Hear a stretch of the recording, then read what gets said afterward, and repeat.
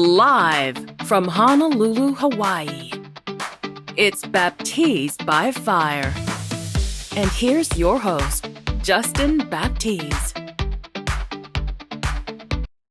Welcome back to another episode of Baptiz by Fire, Conversations with Justin, where we dive into the stories, struggles, and triumphs of our incredible guests. And I'm your host, Justin Baptiz. Coming to you live from Los Angeles, California to Honolulu, Hawaii. We are here with a very special guest. You've seen this guy in lots of creative ways, martial arts, the music production side of things, and also as a music artist in the R&B soul genre. This is a guy right here, got to keep your eyes on because he's about to make waves if you haven't already seen what he's done in his career. But I'm here with a very special guest. I welcome here with me right now, Marshall. How you doing, my friend? I'm doing great, man. Thank you so much for bringing me on, Justin. Appreciate you, man. Absolutely, man. Absolutely. I know that you've been in the music industry for quite some time. I know that you just recently released your new single called Forevermore, which dropped on May 2nd. What was the inspiration behind this track and how does it reflect your artistic evolution? Oh yeah, I'm glad you know that. That's one of those songs for me that it's kind of so I make music for a living, right? So I produce for singers, rappers. I run a music studio in the Arts District in LA. And so in my downtime, I'll just be making music regardless, right? This song was just a fleeting, it was a thought in my head of uh, in a relationship when someone gets bored. There's a lot of situationships in LA. And a lot of times people start to find the next best thing. There's always the next best thing in their head. They see the grass is greener. And I wanted to kind of describe that in the song. Just basically forevermore, forever bored, that kind of vibe. But yeah, it was something that I did in basically like a week or so, and just like pushed it out and zero marketing. So I'm glad that you're helping me with uh putting the word out. Like um, I was working on an event for my music studio that just finished last week called Unbounded, and that was like a music festival with like a bunch of different artists. There's interactive games. We were sponsored by the co-founder of 88 Rising, but that was like where all my focus went on. So now that I'm free, I'm gonna be working on more marketing, and this is a great step towards that. So thank you. No problem. Now, I must say, I stumbled upon your Instagram not that long ago, Yeah, and it's funny how people can find people on social media nowadays, but just how yeah. things go viral and whatnot. But on May 22nd, you shared a live performance of Baggage. I was hmm impressed by it. I mean, I've never seen much of an Asian person doing R&B and soul music, so that caught my attention, that caught my eye. So, what's the story behind that song Baggage, and why did you choose to present that way on Instagram? Thank you, man. Yeah, that song, Baggage, it's unreleased. It's gonna be released this summer, probably end of July or early August. It's a very important song to me.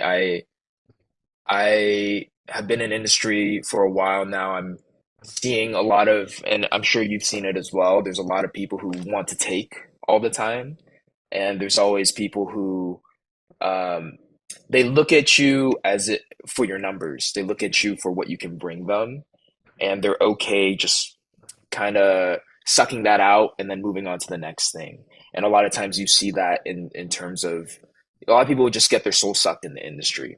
This song is at its core talking about that kind of apathy in that situation. Like if you were to walk through LA and you saw that stuff happening, you're just gonna let that happen. Let push it on to the next person. You're just gonna go for broke. You're gonna go for what is for your success, or whether it's fame or money, and you're just gonna put on that baggage to the next person, even at any means necessary for that success. And it's kind of a dark meaning, but it was also inspired by like in terms of the soundscape, Tommy Richmond, Million Dollar Baby, um, and so, but then the meaning behind it is definitely something that I've seen and I wanted to talk about. In terms of the soul aspect, I don't know if you wanted me to expand on that. Um, I grew up listening to, I mean, just everything. Like I basically my whole discography is all kinds of music, but specifically, like I listen to like Luther, Michael Jackson, of course, like Erica Badu, like if only one for one night, like was one of the songs I would always just like. Oh, Midnight Star is one of like it's like a really old classic. A lot of people don't know about. They know the Usher version of Slow Jams. They don't know like their like dude who actually wrote it. And their live performance of that is something I always listened to growing up, and would just mimic, just practice when I was heartbroken, when I was in pain, that music would be there for me to um, just keep going and just get that mindset. Like there was always a way to let out feeling because I mean in an Asian family, immigrant family coming from Vietnam by boat. And they basically started from scratch. They had a small business over here. I was a little shop kid. I was working in the shop um, when I was like 8, like starting 8. And so I didn't really have like a regular childhood of like, oh, I go home after school. I would wait from daycare to be picked up to work in the shop. My parents worked there 14 hours a day. And so there wasn't a lot of communication there. It was a lot of grinding and work. And I love my parents. They basically put me in this position where I could do anything after me building up from scratch what this is. But if I didn't have them there and they didn't make their sacrifice, I wouldn't be here, right?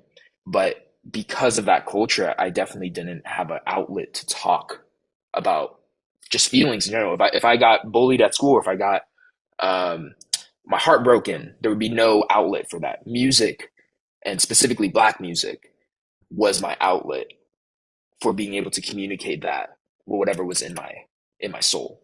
And so I owe a great gratitude towards all the greats, all the people that I've listened to, and I think it comes out. And I hope I pay respect to that in the way that I make music, because that's all. It's all about just communicating my experience and trying to make a difference and at its core. Even though that I know a lot of people want to do that, I want to do a small part in that as well.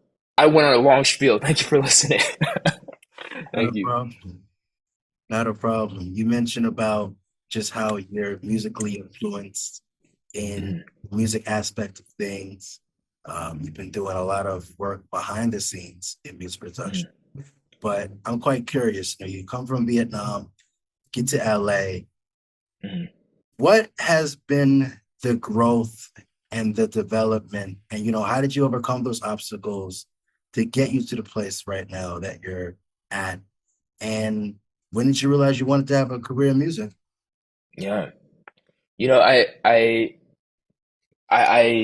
didn't know at first. I was gonna go the regular route of just like a regular boring business job, which has nothing wrong with it. But for me, I always like in high school, I lost a bet. I was on the wrestling team and I lost a bet for like a basketball game. And they thought it'd be really funny if I had to audition for the choir if I lost. Um, and because for them they thought it was like a feminine thing, they didn't think it was like something to be bragged about. I lost the bet, so I auditioned. I somehow got in and um, ended up loving singing, and I ended up just falling in love with just the process, and I became obsessed with it. When I learn about something, I love to just really try to learn all aspects of it, and so I just started studying and just fell deeper in love. But it was always a second thing in my head. Like I was always going to be like, okay, I'm going to go. I went to UCI um, for college. Started working on just like a business, like a regular business degree. Took some coding classes, do stuff like that. And so it was not in my trajectory in the beginning to go where I went, but I think when COVID happened, there was a lot of things that happened, right? And COVID changed a lot of people, that situation. And I had to come to a realization like, is this where I want to go, or is this how I want to like, do I want to double down on this thing? I used to voice teach in college, and I had like 20 students at one point. And so I was like, do I want to double down on this, or do I want to just keep wondering? And I took that chance. I'm really glad I did. Really within the past 2 years, because I moved up to LA 2 years ago. So even though I've been working in music behind the scenes, LA has only been about 2 years. And so I've really been making being strategic, but also trying to make the right connections, and not try to be what I hate about um, an environment that constantly takes away from people. I want to give, even though I'm starting out and I'm still learning. And so there's a lot of people I want to work with, even if it doesn't bring me money. Like I want to build a community that is stronger for me being a part of it. That's always the goal, whether it's in martial arts, music, working with kids, just anything like that. It's all to make that difference in my head. You talk about your alternative path. If it wasn't Yeah, some music, you talk about just the growth and development and how you started everything from just the very beginning to get yeah, to the music place that you're at right now. yeah. We talk about your passion because you have a lot of passion for what you do. Mhm. How would you define it, and how do you think it drives your music and your creative process? How do I define my passion? Um, you know, with like my name's Marshall, right? My stage name, and the reason why is I started doing martial arts like at 9 years old, and it was for, of course, self-defense. I was getting beat up, but I wanted to figure out a way to just get better. But something that I learned from there is like even the most simple punch, like you see in MMA, people just be spamming the jab over and over, right? And it's those people who have the most effective use of it. And with singing, because you see a lot of flashy stuff in martial arts too, right? Which is a very difficult thing as well. But in terms of singing, I usually find that it is also the most simple. The things that you've practiced millions of times that comes out organically, that is the most impressive. That I was practicing growing up when I was singing. It wasn't to do the craziest, like highest note, right? It was if you were to sing even a simple note, but how does it feel? Does it communicate your soul? It's the same as that simple jab. And so I take a lot of inspiration in the passion of the way that you do a simple movement in music as well, and that's been influenced by martial arts.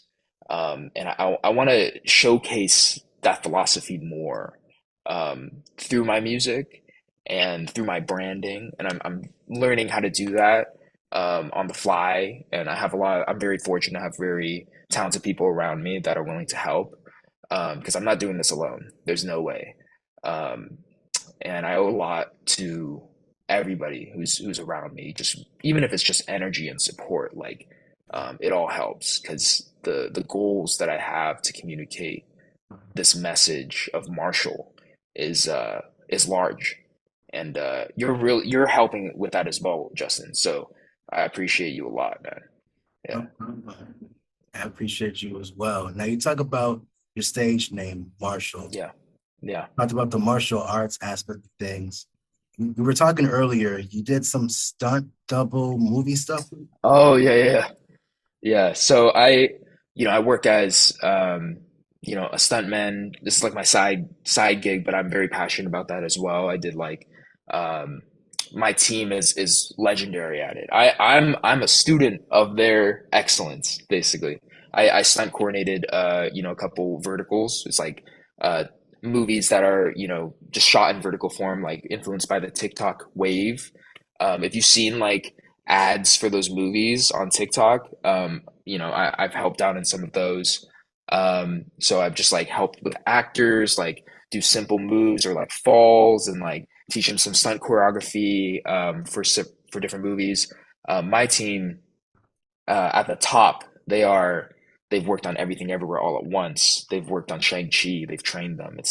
Um, it's they are the best at what they do, and so I'm just trying to pick up what I can. But yeah, that is something that I've done maybe for the past 3 or 4 years now.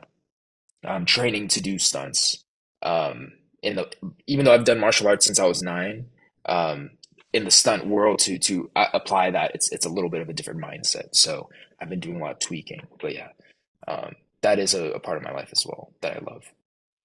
That's very impressive. So Marshall is in the movie scene doing stunts. He's an actor, he's an artist, and he's also a music producer as well. Um, Too much. I should cut down, huh? no, I I mean, think a man of many talents, but I definitely got to ask you, uh, you're in the music industry, not only just as an artist, but as a music producer. So I Mm, kind of want to touch on, just the Marshall Studios and that aspect of things. Uh, yeah. well, first and foremost, what is your thoughts of the LA music scene as it stands Mm, right now? And as being the founder of Marshall Studios, what's the core mission and what makes it stand out as amongst mm. LA music production houses? No, absolutely. That's a great question. Marshall Studios, for me, it's a place for people to really get empowerment of their ideas. As simple as it can be, we're going to make it better when it comes to reality. And so for us, we always want to work custom. Like we don't push out and sell pre-made beats. There's a lot of people in LA, and it's just the way it is. Like you have to make ends meet, and it's very competitive. And so you just make up as many beats as possible. You put it out, and people can buy it. For us, we took a different route of, and I have a business partner as well. He's also lead audio engineer. Um, we both made a decision here where we're willing to make less money if we can produce the best result that we would be happy with. In terms of the ultimate, like we put 110% in every client that we take on to make sure that their whatever's in their head comes out better than it is. There's always that personal touch for us. And because of that, we charge higher. But also, the deal you get is not somewhere you could get basically anywhere else unless you're working with the biggest labels and you have the label deal. So for us, we're working with like an in between, like we're working with a lot of artists who are trying to make it to that next level, um, but they don't have any other way to get it, you know. And we deliver that same quality, and so. Um, yeah, like we don't want it so it's a transactional thing. We get to know all our clients. We get to know what they want, what they're shooting for, and we want to figure out any way we could help, whether it's vocal training, the production side, the mixing mastering, like we invest in the people that we work with. Was that clear? I think I need to work on that. Absolutely. Yeah. You Cool. mentioned about, yeah, you mentioned about just the cultural aspect of Marshall Yeah, Studios. You mentioned about just the type of, the artists that you typically work with in the studio. You talk about yeah. how LA music scene is highly competitive and how does it stay ahead of the curve. Um, what I want to know is this, just kind of give us just this approach, Mhm. genre blending obviously is a big thing in the music industry. So how does your team approach mixing different styles on a project? I feel like when we're creating, a lot of it is flow state. Like if we're in this interview right now, it's flowing. We just react. We see each other. We're reacting to the energy that we're bringing to the table, and a lot of that is present in a music session as well. We have someone come in and they have a feeling they want to communicate, but they don't know exactly what that is. And so they'll come in and they'll describe it, and someone has a specific idea that adds a certain color to that. It's a blank canvas. They add red. Someone adds purple. It starts to become a painting. Everybody starts to see what that can be from a blank canvas. And so from us, when we're working with a client, when we're blending genres, it's usually we don't think genre. We think feeling first. So if someone's saying, I feel I just got like my heart broken, right? It's a very common story, but how do you communicate the nuance of that instead of just saying this bitch broke my heart? Instead, we're saying like, okay, this she's buying she's taking the money from the guy that's offering it for her, this trip. She's accepting that trip out to Bali, right? And now I don't see her anymore, right? It's very specific, but like that causes a visualization that most people wouldn't usually get from saying she broke my heart, right?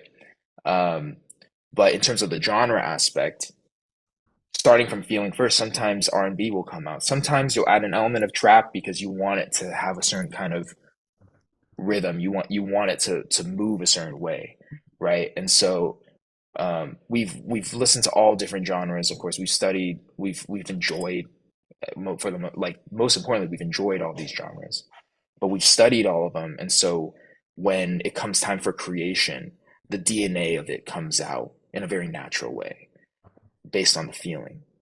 And so we've had funk, we've had pop, of course, we've had hip hop. We've, from all the greats, the DNA of them is wedged in our brains, and we try to pay respect to that. You talk about just the creative process from the initial concept of things to the final master of what it's supposed to be from the very beginning to even now. How do you ensure that each project meets not only just your vision of what you want to put out there, but their vision as well? And have you had any big time artists, working with you, or any upcoming artists that we should be? Yeah, I mean, the biggest person we've worked with so far is Wu-Tang, and so we've done mixing and mastering for them. But in terms of like where we're trying to go, we're trying to do more of that. We're trying to work with, of course, great talent, great artists. We started from scratch, knowing no one in LA. And so we've completely kind of built this network in a way that was very organic. We meet them just at a function, at a restaurant, and we're just very passionate about what we do. We have a very, in a way, like very innocent goal in mind. We just want to make great music. And for us, like we have clients that we've taken on that we see a lot of potential in as well. Like one of them, she just released her single that we worked on. Her name is Ice. It's spelled ISE. It's called "What You Doing Tonight." WYDTN question mark. And it's a sexy R&B song where she's just talking about having sex. But it's one of those songs where it's like you're seeing the way that she's branding herself and starting from scratch. That's something that you wouldn't be able to get. I can very confidently say you wouldn't be able to get without working with us, because everything from even the singing direction and the nuance of the way you deliver it, of course, to the soundscape that we create, to the mixing mastering, it's all done in house. And so for her, she can see that value. We're going to work with her for her career and see it grow. Like she got on 5 Spotify editorial playlists from scratch, like, having released a song in a couple years. And so to do that they saw from a growing artist the potential of the music. So working with us, that's the benefit of the extra touch that we've been able to offer for the artists we work with. And that's just one of them. You mentioned about just how you ensure that each project meets not only their vision, but your vision as well. With the rise of AI and streaming, how is it adapted just the production's approach? Yeah, we're trying to keep ahead of the curve on that. Industry's really scared about AI, and for good reason though, because a lot of things people used to take years doing is very, very quick now that an average person can just make it really fast. So it reduces the need for a professional in the way that you needed before. But I view it in the same way that I view, the start of the internet, which, it's one of those things where people have the same arguments. It's going to take away jobs. We need to ban it. I think you have to just keep ahead of the curve. You have to learn the tools. You have to incorporate it into your system, and because they're useful as well. So we've seen these tools. We're working with them. We're learning, but they're growing really fast as well. Every day there's a new model that's much better than before. But at the end of the day, if your goal is to just make great music, if it helps you towards that goal, I'm gonna try it out. And I don't see any value in just not using it for no reason. Um, Otherwise, you'll be left behind. And this is already a competitive landscape, so if someone doesn't keep up, you will be left behind. Um, but yeah, I just see it as a tool. I see it as a very powerful tool that's growing faster than ever before, but it's still a tool. Now, are there any emerging trends in the music production side that you're particularly excited about or invested in? And overall, what is your thoughts on the LA music scene? What was the first part of that question? Sorry, the Are there are there any emerging trends in the emerging music trends. industry that you're particularly excited about or investing in? Emerging trends. I mean, on the marketing side, we're, obviously TikTok has been huge, and so we still haven't cracked the code on it yet, but we're investing a lot into trying, like, as moving forward, like we're going to be investing a lot into the social media side, understanding the narrative behind telling the story that I'm talking to you about. I'm very blessed to be able to tell you it in long form. But in terms of communicating the Marshall brand and our message and what we're trying to do in the music studio, we need succinct ways to communicate that short form content wise that engages people. And so we've been thinking about and experimenting with ideas for us to really get that down and just have a bigger audience. I'm very lucky that you got to see my live performance as well, and just more of that where we just haven't been able to put ourselves out there as much. We've been operating on word of mouth for years now, and we're not naturally social media. I'm not naturally a social media person. I'm not good at it. I don't have a visual brain in that way usually. So this is where the help comes um, in terms of other people advising me, but also we have to just do a lot of this kind of work for us to reach that next 10x level that we want to reach. Um, and so that's going to be the big focus. The trend is TikTok and just following all trends, basically. um, and then what do I think about the LA music scene? Um, just a wealth of opportunity. There's everybody's still here. Um, if I wasn't in LA, of course I could operate a studio anywhere else, but how organic it is for me to walk into a coffee shop and find someone who makes music I love. It's happened multiple times here. And the circles get smaller and smaller. The more you go out to the scene, you'll run into, a comedian that you really like, and you just have a drink with them, or you're friends with them. And so it's one of those things where it's a place right now, especially at this growth phase, that we're at a very, very pivotal point of our growth as a brand and as for me as an artist. And being here has been just a great way to get great eyes on us and funding and just good people who see the vision as well. And we're still at the start. So we're ready to take over LA, Justin. We're ready. Make it a better place, Less fake. Less fake. In regards to just the music side, as far as just your artistry, I know that you've released some singles, and Yeah. earlier you touched on a couple of things in your music career and what you're doing right now. So, what is next for you? Can we expect an album, an EP? Mm. What are the projects? What are the long-term goals that you're excited to share? Yeah, I mean, now that I'm done with this first event, I have a lot of people who are willing to take this on. Like it's another revenue stream and it's another branch for me to communicate what Marshall is and the branding. And the artistry is another side of that as well that I had to put aside for a second to get this event idea into fruition. Now that I'm freed up, what the goal is to release very strong singles each time with some sort of visual with great marketing behind it. I have people who are willing to work with me on it. And they're all to not only promote the artistry, but also what we can do at the studio. And so, of course, it's going to be something that, anything people have seen on my social media or anything, it's not going to be anything they've seen before. And I'm trying to communicate a certain vision. And so the world that I'm creating is going to be a lot bigger and it's going to make more sense um, as I release these different songs. And there's a lot of songs actually that I have just kind of, they're almost done or they're done and I just haven't released them.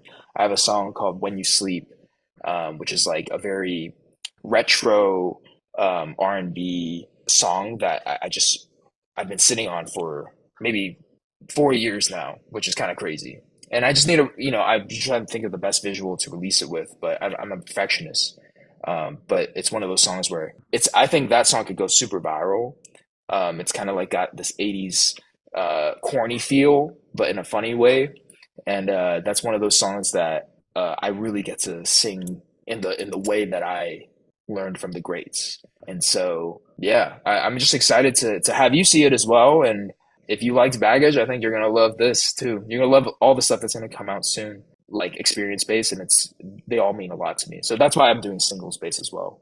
In terms of album, I'm very genre everywhere. So I'm trying to figure out each individual single in its own little world and make it have the strongest impact for everybody. Then album in the future. You would Yeah. say an EP or an album would be based around just experience based, right? Yeah, it's like it's more like if I wanted to tell a longer story and I had like a couple songs that fit. But usually for me, when I'm making songs, it's like I could get that message through in one song, which is why the EP for me, like I have some songs that could fit together. A lot of them they're so genre different, like they blend, they sound so different. Like I have a song on my Spotify called Yoo-Hoo, which is like a really cute like K-pop-y kind of song which I made, and then the next song is called Violent Tendency, which is like a screamo like trap rap song, which is super confusing for people.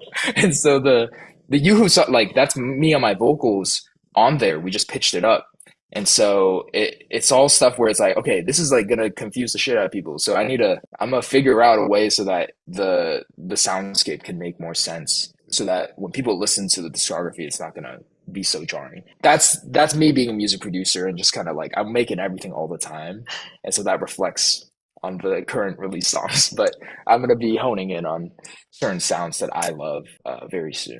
When we talk about artists and we talk about just the differences of people and everything that goes on with it, what separates you from the rest of the pack? And is there anything that you wish you would have known when you first started out in your career? I don't know. No, I have like I think I've experienced a lot of good and bad in terms of just in personal experience. A lot of people have. But for me, I think the artist that I am now approaching LA is so much more mature. I don't need fame. I don't need money. Um, the pure goal is just love for music. Of course, the martial arts is cool. I could sing well. That's cool. But at the end of the day, I think the mindset is what is going to separate me from a lot of people here because, first off, I love to give. And I think a lot of people feel that energy as well. And I get a lot of people coming with me on this journey because of that. And so it can't be an alone experience. If I just tried to take on LA alone, I would just be another one of the, tens of thousands of people here. I think what separates me is the people that I have around me that believe in me. And all the other stuff just helps me towards that. Of course, you need to have the skills to back it up, but a lot of people have those skills, but the network is the net worth. So I'm still working on that as well. And I think the more we grow, we're just going to have more people trying to help us reach that next level. And yeah, and I'm always trying to improve my skills too. So I got a good mindset, I think. If you could describe yourself, who is Marshall? Marshall's the way. Marshall is one of the most soulful Asian R&B singers in the world. He's gonna produce the craziest music for himself and for others, and he wants to communicate. If you set your mind to it with a good mindset, you're grinding the same note thousands of times, just like if you grind the same punch. You're gonna reach a standard that you never expected before. And I want to showcase that for basically anyone who needs. I needed that when I was coming up, and I didn't have that belief in myself. But through repetition and through constant pushing forward, despite any sort of failure or success. I've reached a point where I'm very confident in myself. I'm very confident in what I bring to the table.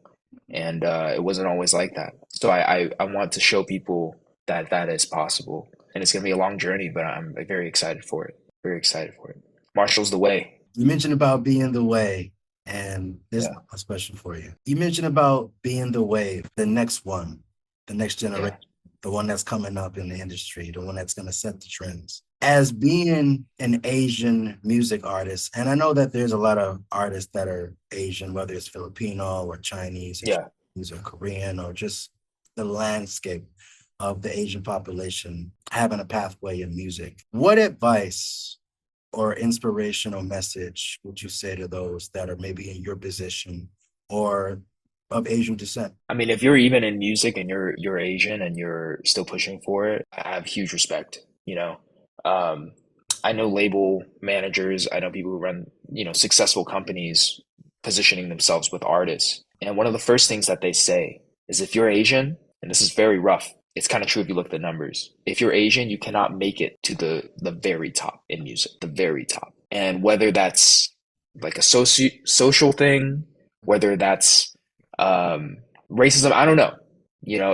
But the fact is, I mean, in K-pop, of course, there are people coming in and they're starting to get some steam. But if you're Asian American trying to be in the American landscape of music, not K-pop landscape, it's very hard to make a mark. The closest person that's gone there was Joji, who kind of took over with Glimpse of Us. But I don't think the momentum was as strong as it could have been.